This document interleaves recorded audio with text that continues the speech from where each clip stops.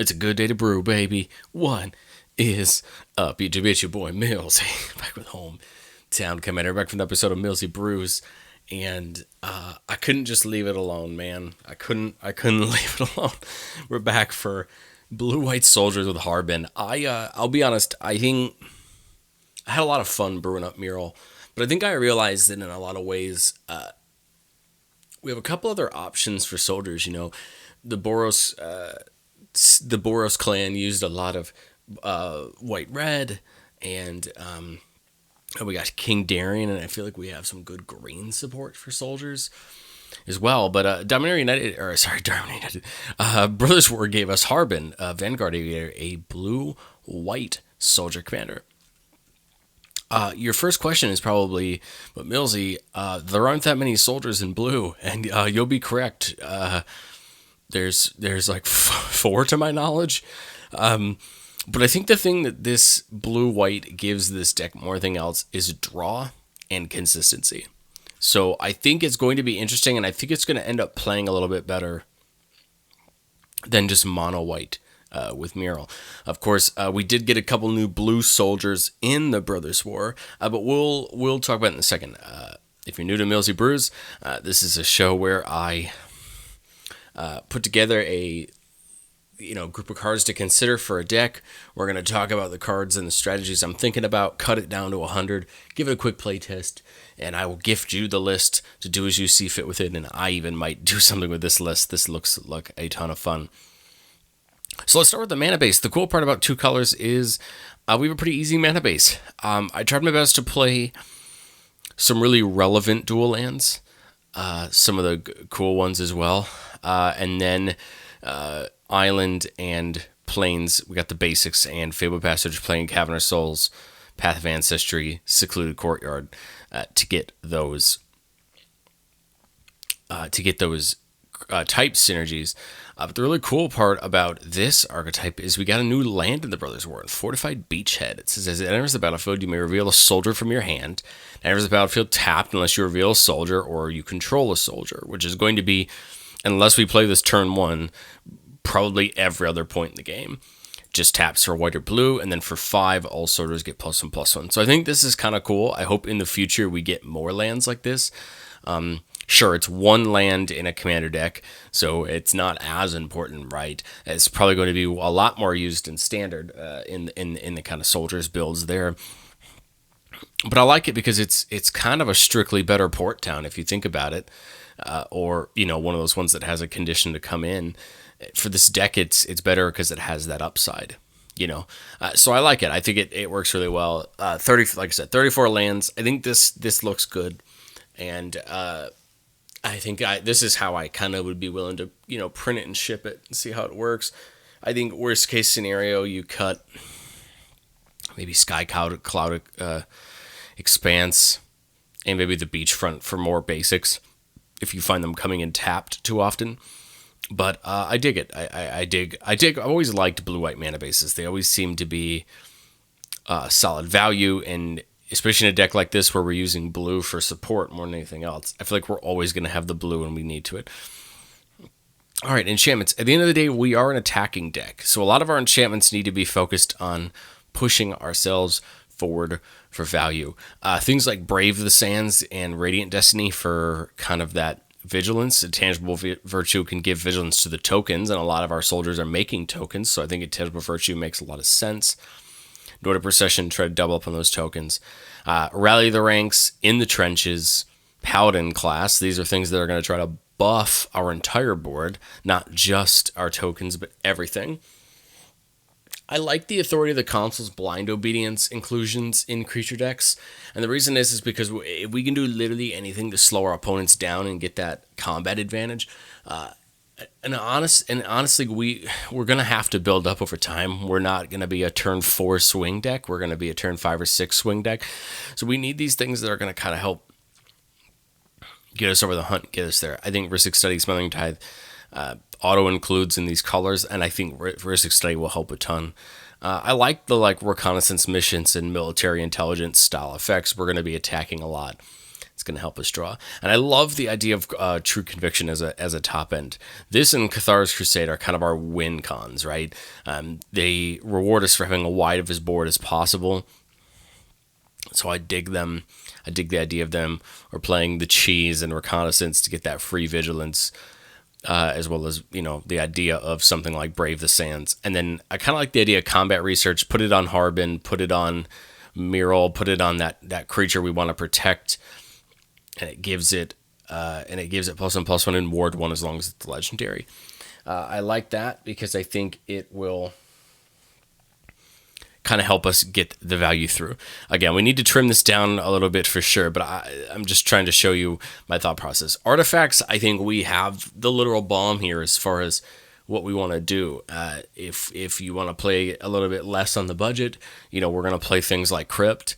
What the cool part about this is we get to play a Catcher's Monument. I know it doesn't make soldiers, but it is going to reduce all of our spells by 1. Pearl Medallion, same thing, just like in the Myril list. Most of our soldiers that we have, with the exception of 3, are all going to be white. So why not reduce our spells by that 1? And that doesn't just affect our creatures, that affects all white spells. A lot of our enchantments are going to be white. A lot of our spells are going to be white. So why not reduce them all if we can? I love the Skull Clamp game plan as an idea. We're going to be making a lot of 1/1s if we have no buffs out, which means that Skull Clamp is going to be able to draw us cards that way. I think Herald's Horn works really well in this deck. I kind of threw it instead of versus Incubator, but both of those are very similar. They do the same things. I love the idea of Dolmen Gate. This is a card I threw in the Myril list. I still think it works here. Preventing all damage that would be dealt to our attacking creatures is going to help us stick to the board and do a bunch of good damage. We probably don't need the Cold Steel Heart. We have access to the Talisman, the Signets, Arcane Signets tapping for more than one color, Heraldic Banners tapping for either color, but of course we're still going to pick white, right? Because most of our creatures are white. Kind of like the idea of Saronic Resonator. Harbin is technically a triggered ability. But my main thought on the Saronic Resonator was there's a whole lot of other great triggered abilities in this deck. Things when things come in, things when things attack. There's a lot of abilities in here that we wouldn't mind doubling, so I feel like Saronic Resonator would do well. Have considered tossing in the Lithiform Engine as another maybe, but I was kind of worried it would be a little too expensive. At the end of the day, we're not going to have tons and tons of mana laying around. Yeah, so I thought, don't push it too hard. Okay, instants and sorceries. Instants, we're playing a lot of protection, of course, and they shall know no fear, flawless maneuver, unbreakable formation. We want to make sure that our attacks go through and they go through well. The blue here just adds a lot of fun. Brainstorm, Cyclonic Rift, Pongify Rapid Hybrid for removal, although we're playing Path and Swords. It's good to get some cheap removal as well. I think playing all 4 of these would be good because then you're going to have some cheap removal. As an option for a fun combo in the deck, Mystic Reflection is a card that says choose target non-legendary creature. The next time one or more creatures or planeswalkers enter the battlefield this turn, then they enter as copies of the chosen creature. The cool part is if you have an Evangel of Heliod on board and you have any amount of tokens come in, when it comes in, you put the ability on the stack, respond with Mystic Reflection, choose Evangel of Heliod, you get X Evangel of Heliod's, where X is your devotion to white, and then you get even more tokens, and we can just kind of swarm the board that way. So that's kind of interesting. The other cool part there is as long as the creature is not legendary, like a Skystrike officer or one of our soldiers that isn't legendary, you can just continue to copy them. Something like Valiant Veteran. If this came in and we had a Valiant Veteran, we could get X copies of Valiant Veteran and just pump our soldiers up even wider. So I think that seems kind of cool for this kind of little plan. I threw Defabricate and Protect the Negotiators in here because I find them kind of interesting. Protect the Negotiator says counter target spell unless its controller pays 1 for each creature you control. And then you can kick it for a third. I feel like this is a counter spell at minimum. if we have a big board. I guess the lower our board is, the worse it is. But I feel like it's going to be really good because when we have a big board, this can counter that board wipe and get us a token out of it. Defabricate is not as interesting as I thought it was going to be, but I threw it in here. And then I like March of Otherworldly Light. I considered adding March of Swirling Mist as well to basically to phase out our own creatures in response to protect our cards. I think could be kind of interesting. I just don't know how many extra random blue cards we're going to have in our hand, and I worry that would be the barrier to entry with March of Swirling Light, right? Because the Marches, you can pitch spells to pay 2 towards the cost. Otherworldly Light, we're always going to have white cards in our hand. I worry that with Swirling Light, we're not always going to have the blue cards in our hand, and how often are we going to keep 4 or 5 open mana to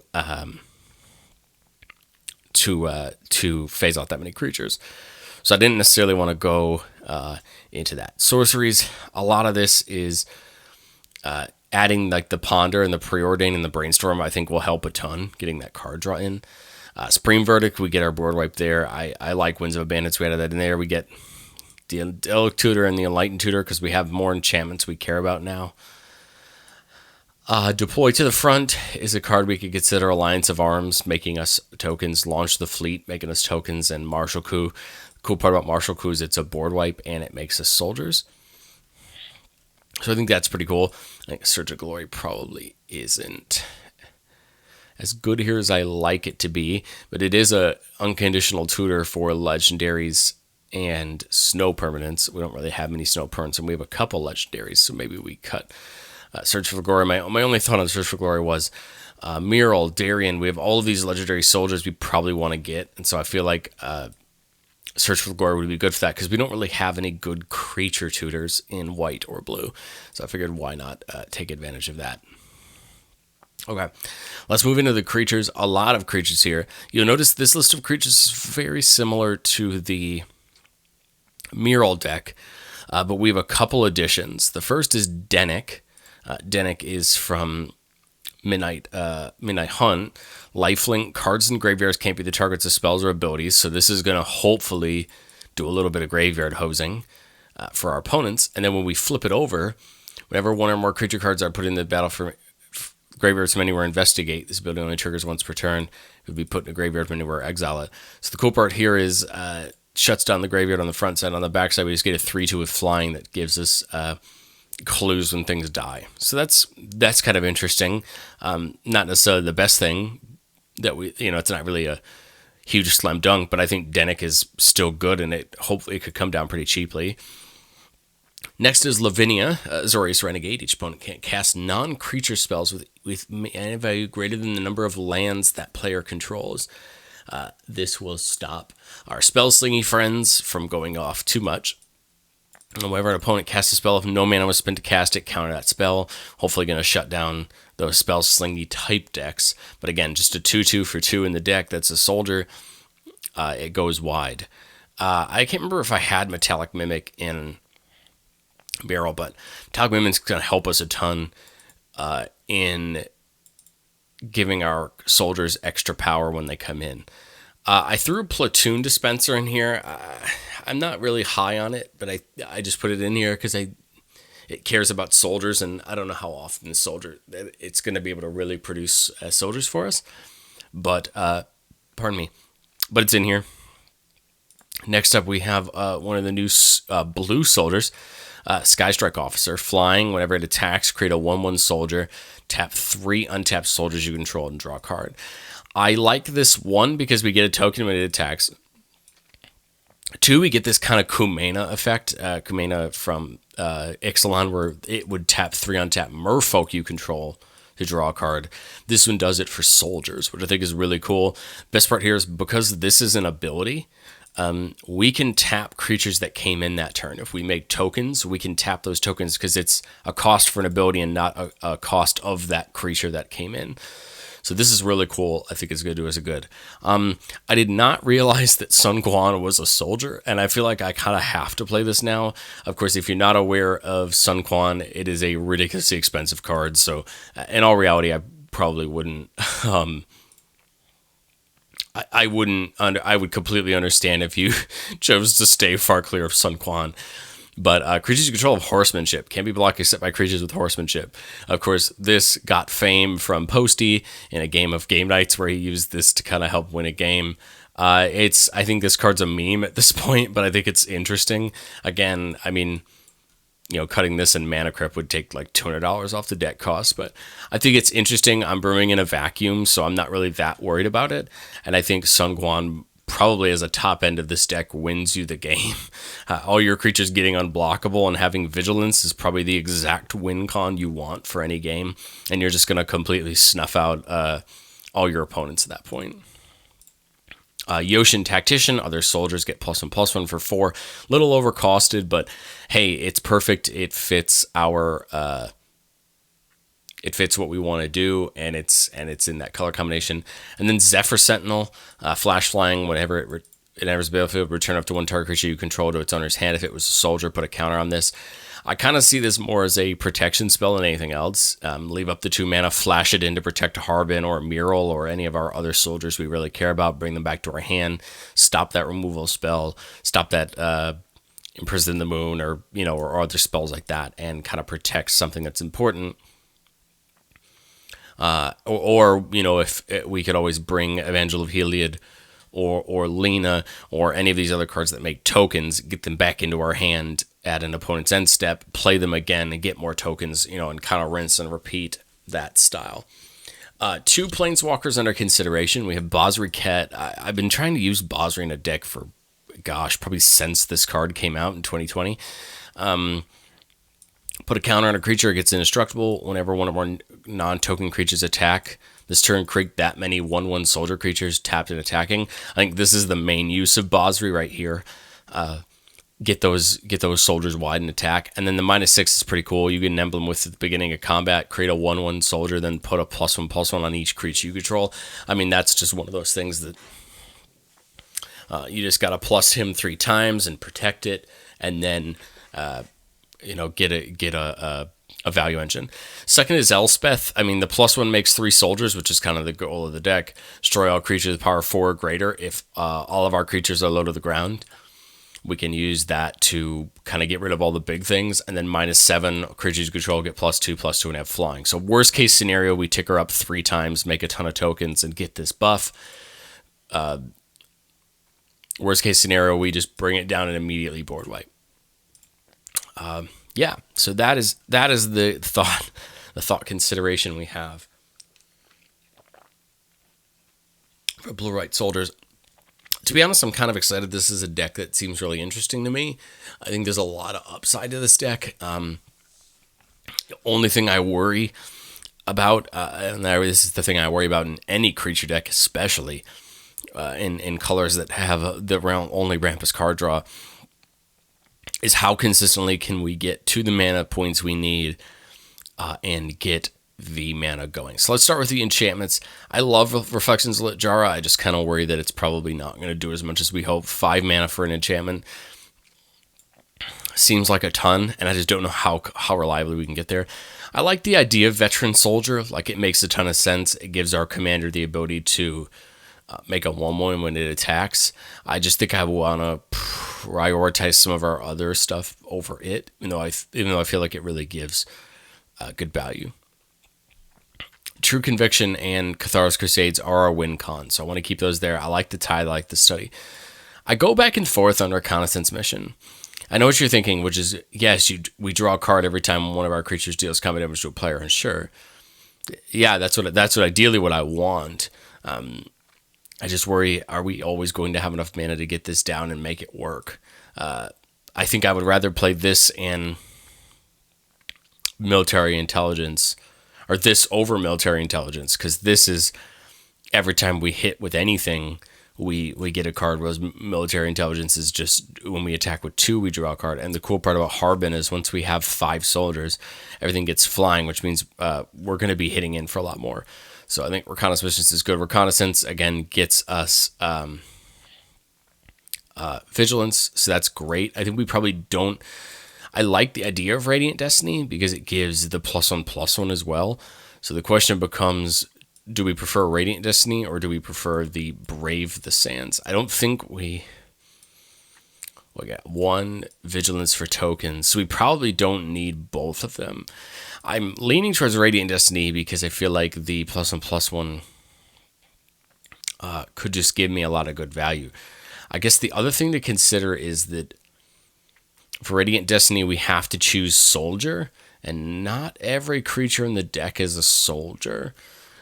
So that could be the other consideration, but I think I do like Radiant Destiny just a little bit more, and I feel like it doesn't get played in a lot of scenarios. Paladin class, again, just a great card once you get it up to 5. Once you get up to level 3, just makes a creature massive, and I think with Harbin, if we can have a leveled up Paladin class when it attacks with enough soldiers, we're going to just lead ourselves to a ton of destruction, giving it double strike. We could actually threaten commander damage with Paladin class, which could be interesting. That's not what the deck's built to do. The deck's built to just go wide and overwhelm, but I think that's interesting. Again, tangible virtue for that. Inspiring Leader, I think, is going to come down to how many tokens we have. Like, if we have a lot of tokens, I think Inspiring Leader makes a ton of sense. But if we find we don't have a ton of tokens, then maybe we cut Inspiring Leader. I like In the Trenches. I wanna like In the Trenches, but I worry that Rally the Ranks and Radiant Destiny are both just a little bit better. I like the 6 mana removal. I worry a little bit too much about it. Combat Research, I really like. We can put it and protect our commander. And I really like Anointed Procession, but it might have to be cut. I know that we're making a lot of tokens, but we really need to focus on the draw support and things like that. But I really like it. I guess the argument could be made for Blind Obedience and Authority of the Consuls, but I kind of like the little bit of tax we're putting on our opponents with those two. So maybe that's something we come back and take a look at. Okay, artifacts. I kind of feel like we probably won't need our Chaomancer's map. I feel like we're gonna be okay. I think with the amount of draw we have and the amount of artifacts we have, I think we're gonna be okay. Nothing in our deck costs that much, except maybe True Conviction and a couple creatures up on the top end of 6 mana. So I'm not that worried about it. I think we'll be okay. I like the signets. Biden of Thassa, another thing. Whenever a creature you control does combat damage player, you can draw a card. So we can have 2 of these, Reconnaissance Missions and Biden of Thassa. I think that'll set up. I think we can cut the Cold Steel Heart. Dolmen Gate, I really like the look of. Really like the look of Herald's Horn. I guess you could argue we could cut Heraldic Banner. I got lots of other things giving us mana. I just think it does us a lot of good. But I think we'll consider cutting it for now. Horn of Valhalla just looks really good. Mainly just because it's an X white to make tokens, but also it comes down and equips and gives a creature massive value. I think with a half decent board, attaching this to Harbin and give everything flying, again, is going to put Harbin in for some good value. Mana Crypt. I think we can cut the Midnight Clock. As much as I like Midnight Clock, it's good for draw. I don't think we need it. I think we have enough stuff here to really get us good value. Again, Pearl Medallion reducing, Skull Clamp, Soul Ring. I like the Stronic Resonator. I really want to keep it, but maybe we need to focus a little bit more on the combat involved. Strixhaven Stadium is doing exactly what we want, giving us an alternate win con. Sword of the Animist I really like. Early game, it's going to go get us some basic lands. Late game, it's just going to go get us lands. And then the Talisman. So I like the artifact lineup, and that's looking pretty good. We'll come up to instance. I feel like we can cut the Raise the Alarm. As much as I like it, I don't think we need it. I think we have a lot of removal here, and we probably need to cut down some of it. We talked about Defabricate. I don't think I like it as much as I thought I would. And they shall know Fear and Flawless Maneuver feel like a little bit better than Unbreakable Formation. To me, we're probably not going to need that Vigilance from the Unbreakable Formation, and we probably don't need more than the 2 indestructible spells. In all reality, I want to keep the removal high because I feel like it's going to be the thing that's going to really help us out. March of the Worldly Light versus Generous Gift is a question we can have. I think I kind of like the March more to hit any permanent just because it's a little more variable and we can play around with it a little bit more. Whereas Generous Gift says destroy, this says exile. I feel like that could make a difference. 1, 2, 3, 4 removal spells for creatures. I feel like is pretty good. I like Pongify and Rapid Hybrid. I know some people don't, but I like them. I think they're great spells to destroy for 1 mana, hit a pesky creature. And I want to honestly give Protect Negotiators a go and see how it does as a spell. I think I'm going to cut the Idyllic Tutor. As much as I think we really need to get to our enchantments, we want to leave some room for some other cards, and I feel like that's good for that. I really like Deploy to the Front and Alliance of Arms, but the thing about Harbin is we have to attack with those, and we don't really have any great ways to give our things haste, so I'm kind of thinking of cutting those. I like Launch the Fleet because this is just going to bonus up our attack, which is okay. Martial Coup is a board wipe. Supreme Verdict's a board wipe. Winds of Abandon's an exile board wipe. So is Farewell. So we probably need to cut a board wipe as well. I am partial to Winds of Abandon over like Supreme Verdict, but I think the thing about Farewell is that more often than not, it's going to hit more than just creatures. It's going to hit everything else, and that I don't really want to necessarily exile enchantments and artifacts because I feel like we're always going to have a lot of them. So I think Farewell is going to lose it for me for the moment. But I can definitely see a scenario where you playtest this deck and realize, no, we need the Farewell, bring it back in for Winds of Abandon, for example. But I like the versatility of Winds of Abandon. I think it's a 1 creature exile, or it's an all creatures exile. The downside is they get basic lands, but I've always found Winds of Abandon is a cool way to kind of pave the road for a winning attack or a push through attack. So I think I kind of like it for that. As far as our planeswalkers go, I think I like Basri a little more than I like Elspeth. I really like Elspeth, and I part of me wants to play both of them. Could we cut a board wipe or find a way to play both of them? Because I really like both of them. So maybe we'll try our best to keep them in. But if it comes down to it, I think I like Basri a little more than I like Elspeth. So let's get into the creatures. I think we cut the Platoon Dispenser. Like I said, as much as I like it, I just don't know that it gives me everything that I want it to it. Yoshin Frontliner, a 1 mana 1/1 that attacks, gives another creature +1/+1. Probably not as good as I thought it was. I just threw it in there because it was a soldier from Brothers War, and I wanted to give it a valiant go. Really like Thalia. This is kind of another one of these Authority of the Consuls blind obedience type cards. Sun Quan I'm going to leave in here because I think it's, 1, a fun meme, and 2, I genuinely think the card works well in here, but I can understand why you wouldn't want to keep it in your list. It's $100. If I were to actually build this deck, there'd be no way I would buy an actual copy of this. But I think if we're going to play Blue-White Soldiers, this card seems to be seems to be a literal win con to me. So I don't know why you wouldn't consider it, even if it is $100. So that might get me some hate, and that's okay. At the end of the day, I think the problem with brewing decks is that we brew for ourselves. We brew for the way we'd want to play, and I mean, if I test this deck, I'm just going to test the deck, right? If I were to actually go build this deck, I think I would probably honestly pull it out as well, now that I think about it. But I think it's worth throwing in the list. I think it's worth talking about. And if it comes down to it, we'll pull it out for other cards. But I think just like Rick in a humans list that can play it, I think it deserves the slot, even though everyone likes to hate on it. So I think we're going to keep it there. Sky Strike Officer, yes. Siege Veteran is a really cool card. Getting a combat, put a counter on something, and whenever a non-token soldier dies, we make a soldier token. That's cool, kind of replacing our soldiers. Cool part about this is if we were to get board wiped with this out, we would just get a token for each soldier we had before. So it kind of helps us replace the value that we had. Sarah Redeemer seems interesting. Whenever a creature with power 2 or less enters the battlefield, put 2 counters on it. The upside of this card is that every 1/1 soldier we make comes in with a counter, as long as when it comes in, its power is 2 or less. I say that to say that if I have Let's say, for example, I have a Radiant Destiny out that's fully powered up, and I have a Rally the Ranks with soldiers.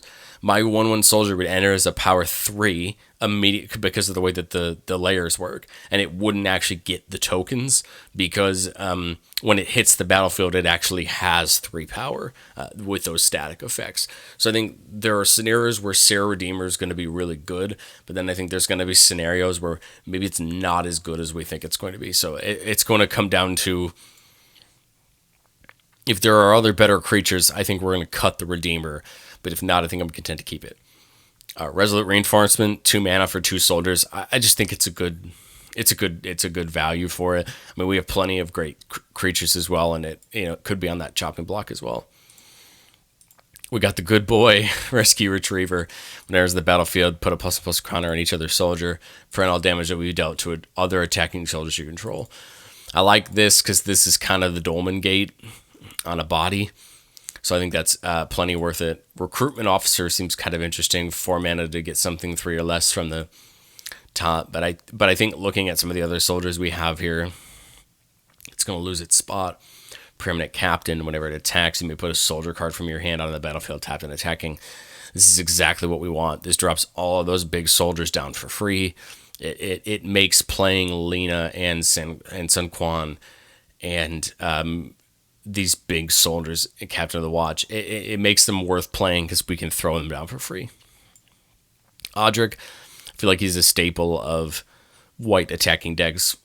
Whenever it and 3 other creatures attack, you choose which creatures block this turn, how they block, including no creatures blocking. So Odric tends to lead to really big attacks and potential wins that way. Miral shines as a commander, but I think she also shines very well as a support card here. We already talked about Metallic Mimic, buffing all the other creatures. Lena comes in, makes a token for each non-token creature we control, and then we can sacrifice her to give all creatures with power less than her indestructible to turn. So the cool part about that is with her out and no buffs, every soldier token we make is going to be cheaper than, have less power than Lena, and she can sacrifice to save all of them. The other interesting part is here is if we find any ways to put counters on her with Siege Veteran or anything else, she then is just a free indestructible, give it instant speed if we need it. Talk to Lavinia. Knight Captain of Eos, come in, get 2 soldiers, and then sack a white and sack a soldier to prevent all combat damage. It could be on the chopping block because it is not a soldier. If we're that worried about it, I think the problem is Harbin cares enough about them that we may not want to be paying 5 mana for the soldier. And the other thing I'm just realizing is we can't cheat it in with preeminent captains. So maybe we consider cutting it for now. Keeper of the Accord, beginning of each opponent's end step. If they control more creatures than you, we get a 1/1. Beginning of each opponent's end step, if they control more lands than you, we get a basic plains. I think this is one of those cards that's going to help us catch up. I don't really like land tax. And I think Keeper of the Court is kind of land tax, but better because we get the extra tokens as well. Same thing with Hero of Bladehold. I think because it's not a soldier on its own, we can't kind of cheat it in with permanent captains. Maybe it's not as good. Garden New Benalia has the new enlist mechanic, so when it attacks, we can tap a non-attacking creature without summoning sickness. If we do, we add its power to the power of this, and then we can pitch a card to give it indestructible. It's kind of interesting. I think it's an interesting card, and I think it's worth the 2 mana. Gold Knight Commander, whenever another creature enters the battlefield, creatures we control get +1/+1 on a turn.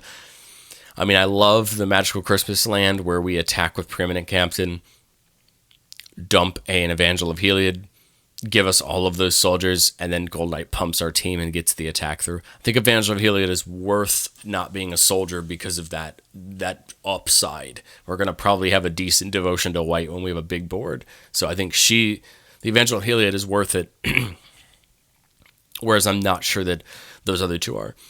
Field Marshal, other soldiers have +1/+1 at first strike. Perfect. That's exactly what we want. Esper Sentinel is going to draw a non-zero amount of cards, probably, and so I think it's worth having. Worst case scenario, it's an extra soldier for the purpose of going wide. Dara Warchief, other soldiers cost 1 less to play. Soldiers get +1/+2. That's great. It's going to help protect our tokens as we swing. Darien, one of my favorite soldiers. Whenever we're dealt damage, we create that many soldier tokens. So if we swing out and then someone hits us after we've swung out, we're just going to get a bunch of tokens. Catapult Master, tap 5 untapped soldiers you control, exile target creature. I like this because it's a little bit of removal, just like Sky Strike Officer. We can tap tokens to do that. So I think Catapult Master works out pretty well there. Captain of the Watch, other soldiers have +1/+1 in vigilance, and then when it enters the battlefield, we put 3 tokens onto the battlefield. I think this is a almost perfect Mystic Reflection target, because then we get all those added buffs and all those added tokens. So I really like that. Bramaz, 3/4 with 3 for vigilance. Whenever it attacks, we get a cat soldier that's attacking. Whenever it blocks, we get a 1/1 cat soldier that's also blocking. I just feel like this is everything we want from a creature, especially for 3 mana. It's just going to help us block, and it's going to do a good job when it attacks. And it has a vigilance already stapled on it, so that's perfect. Okay, Banalish Commander, it's a star where star is the amount of soldiers we have. We can suspend it to wait to bring it down, or the cool part here is we can cheat this in off Permanent Captain, and it being a star seems really good. Bastion Protector, commander creatures you control that +2/+2 and indestructible. It's just going to help protect Harbin. I think it's worth it for the 3 mana, 3/3. I think it's just worth it. Baird, 4 mana, 2/4. Players can attack. Creatures can attack you or a planeswalker you control, unless their controller pays 1 for each of those creatures. Seems pretty good, especially if we're going to be playing the long game on like dealing, going for combat. I think it could be cool. I do feel like we do need to cut a creature or two, and Baird's one of those creatures that, as much as I love the idea of that effect, it is a 2/4 for 4 that doesn't give us anything other than that. Whereas like there's a ton of other creatures in here for 4 mana that give us like the entire world. You think about like Archetype of Courage next to it. All of our creatures have first strike, and our opponents can't have first strike. That's 3 mana that's just going to protect our board. So I think I'm going to cut Baird for now. I mean, we've got to cut 17 cards, right?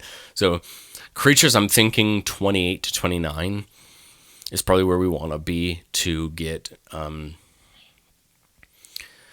where we want to be. I really like the reinforcements, but maybe it comes out for something else. And again, I really like the Sarah Redeemer. I think in the scenarios where we don't have any buffs, Sarah Redeemer is almost perfect. But does that outweigh the times when we have those buffs down and we don't get that? It is also already in the air. But again, Harbin makes all of our things in the air. So this is kind of the tough part where maybe we'll come back. Maybe we'll come back to the creatures. Maybe once we go through the rest of the board, we'll find some other things to cut. Well, we went through and we noticed that tokens are definitely going to be the game plan. So I think it's obvious we need to keep Anointed Procession. I think we want to keep the Inspiring Leader and the Intangible Virtue for sure. I like the Rally of the Ranks. I like the Destiny. Maybe we cut the Authority of the Consuls and keep the Blind Obedience for at least some of it. But maybe we can go down that one card. I'm half thinking about,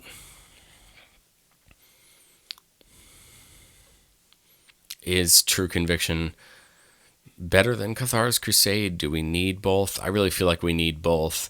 They're both going to be the kind of things that are going to help us end the game.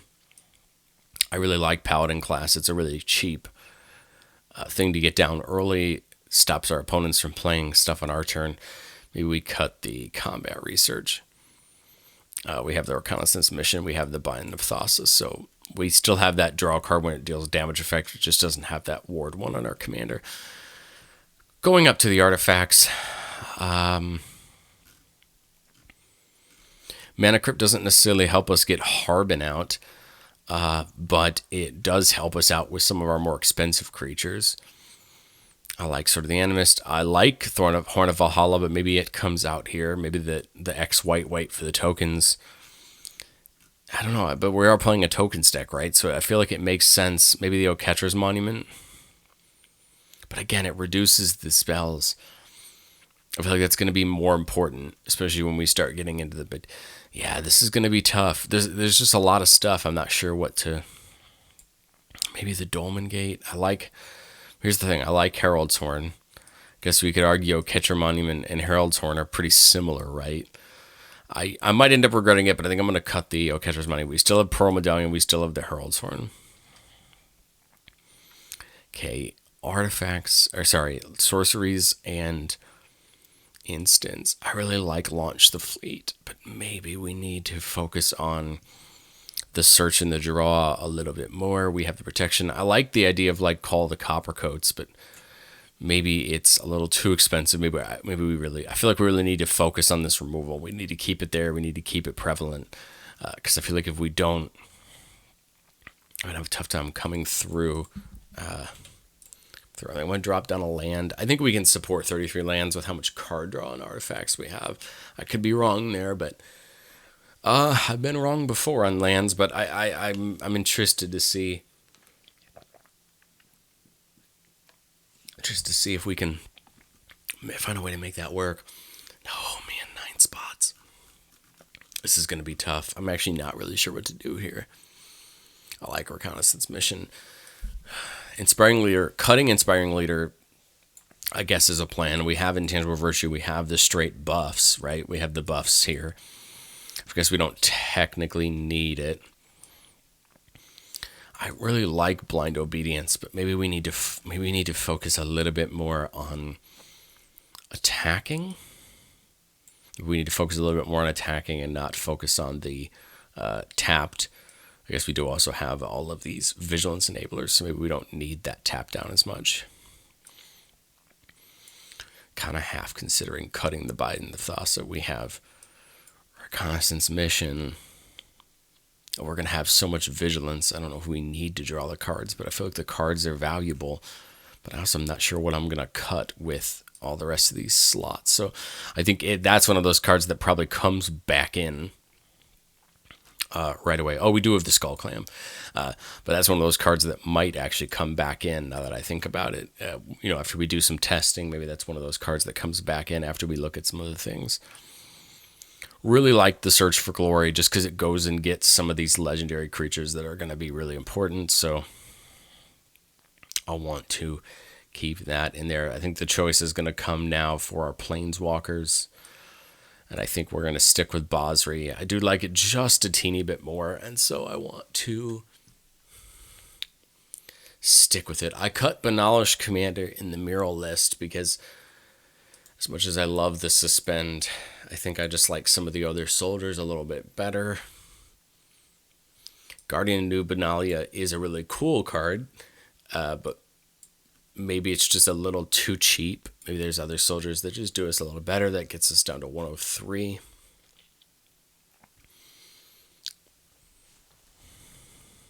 The Ocean Tactician's 4 mana for a +1/+1 that's also a creature.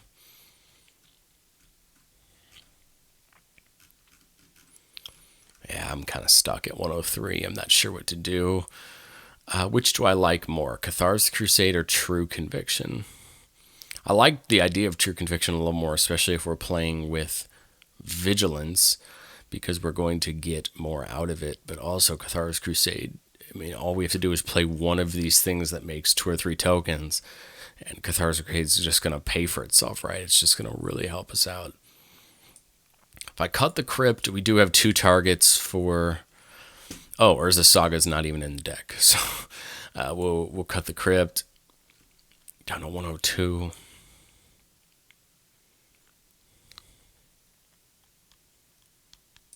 Cut Rapid Hybrid. We still have lots of removal, but that brings us down to 101.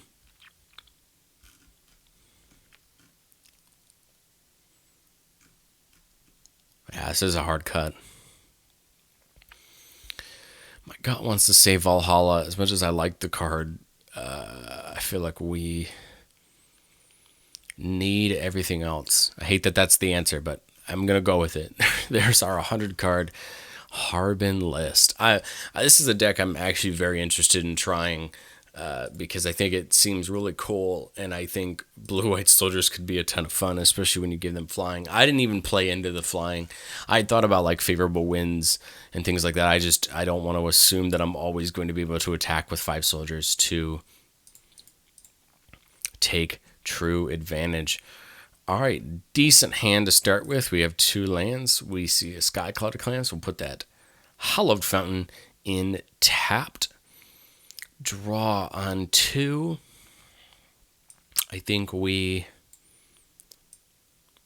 put a Sky Cloud of Expanse down, get that Paladin class down, and seems good there. Turn 3, get the island down, get the study down. Turn 4, let's say we got one land going around the table. We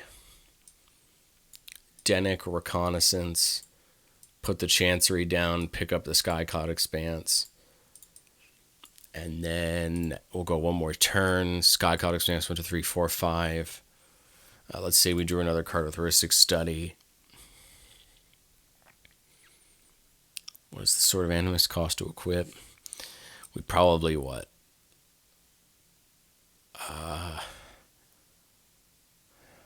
Harbin Animist.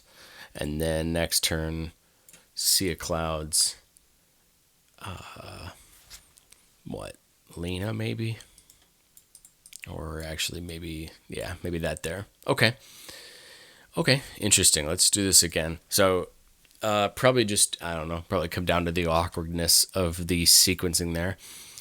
Draw turn 1, Port Town, revealing the island, and then we probably...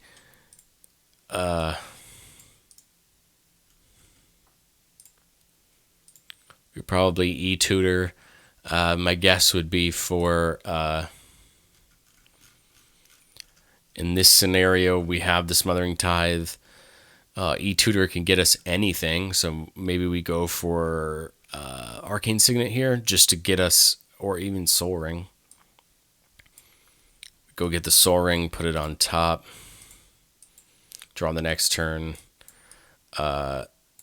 Island, Soul Ring, and then the next turn we Smothering Tithe, get that set up. Next turn, Denic, Esper Sentinel, maybe try to get Mural down, and then it just would depend on the amount of treasures we get, but work in Harbin. So yeah, it seems kind of interesting. Maybe it doesn't have as much staying power as I thought it would. It came down to the draw, though. Maybe we do end up needing that extra land, but again, that's 2 test hands. You never exactly quite know how decks work out when you start mega testing them. But there it is, guys. Harbin Soldiers. This is a deck that I'll probably try to tinker around with on my own time. We'll see. I've got a bunch of decks I'm working on my own, but there we go. Harbin Soldiers, link to the deck down in the description. Thank you guys so much for watching, and I will catch you next time.